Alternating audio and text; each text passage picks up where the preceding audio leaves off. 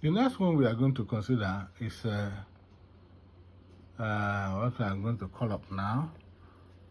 Still, we go to the business tools menu, and then this time around we are going to consider the DCF and risk analysis, but let us do it from this place. The DCF and risk analysis. The DCF and risk analysis is this. So we click it. But before we do the DCF and risk analysis, we have to know to learn how we put the data. We still use Excel, but this time this one also uses the Excel 97/2003 file format. So that is what we are going to use. Now let us see how this is actually done in the file. Now this is the Excel file format.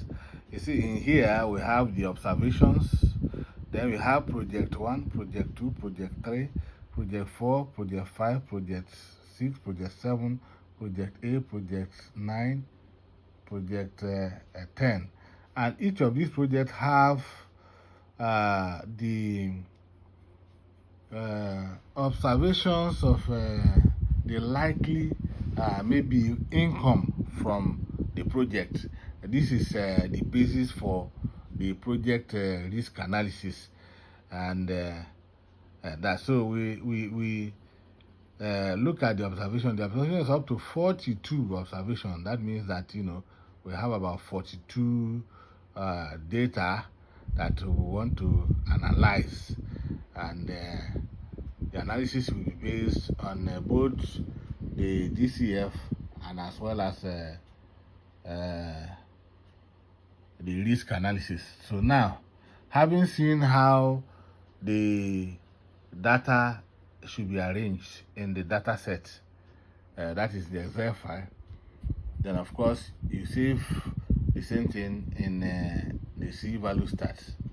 So we now go back to VSP to now call up what we want to do now. Yeah, so we now say we now call it up DCF and risk analysis, and we click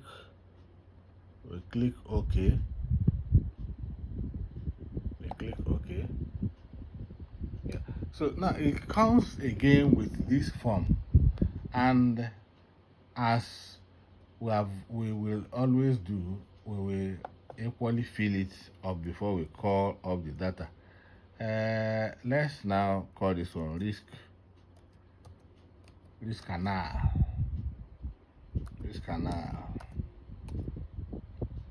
Okay, let's complete risk analysis. Now, then the number of observations here, I think we have up to 42. Yeah, if I'm not mistaken, we have up to 42, but that doesn't mean you can use all of them. Okay, supposing we just simply say 40, we say that 40, so we want to truncate the last two, so we say 40. Number of observation is 40. Then number of projects is 10. Now, say it's going to be a very massive analysis, so 10. That's number of projects. Now, let us now go to where we import the data. Yeah, import data, and then it is now giving us this again. Then here we type the name of the data. The name of the data set is risk. That's what I saved it with. So I simply type risk.xlsx.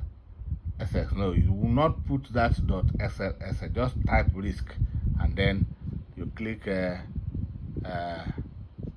OK. Yeah, so I think with this one, it's going to populate this thing very soon. Yeah, it has populated the form. So all we need to do now since it has populated it, it's just for us to click process. We click process. Where is this cursor? Okay, now okay, the mouse. Okay, that's it. So we click process. Yeah, now the magic has been done. You can see this is they say project risk and outcome utility analysis for risk analysis. So that is today's date, 15/07/2024. Now data used for analysis are days. So well, first of all, you have to repeat the data used for analysis so that you can check whether they are correct or not. Then from here, I will now move downward to see the analysis itself. Okay, now these are the analysis. These are the analysis. Very, very simple analysis. You can see now these are the total up to that 40 is here, and then these are the analysis. The analysis are in the results are in 4 categories: the risk, utility outcome, expected value, and then standard deviation.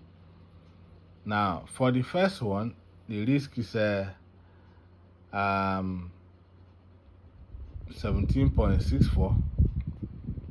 The utility outcome is 10.8293, and then the expected value is 67,012.5.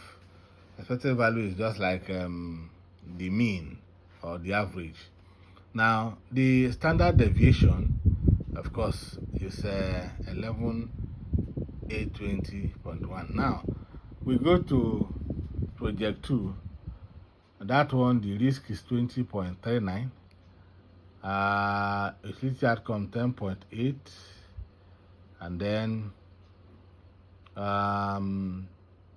expected value 65, and so on and so forth. Then for project 3, the risk is 17.97. For project 4, the risk is 16.73. Project 5, 17.55. Project C, 23 points. Then project 7, 33 points. Project A, 20. Then project 9, 36.45, and project 10, 22.5. Now it means that the most risky of all the projects is project 9, I think, followed by project project 6, now project 7, and then other one. Then the least risky of all is the one that has 16 points. I think there's one that has 16.41. That is no. I think this one, which is the 4th project, is the one with the least risk. So that is the risk analysis, the DCF and the risk analysis. Yeah, I can see a very useful information that can easily be used by investment analysts. Yeah, I hope you enjoyed watching this.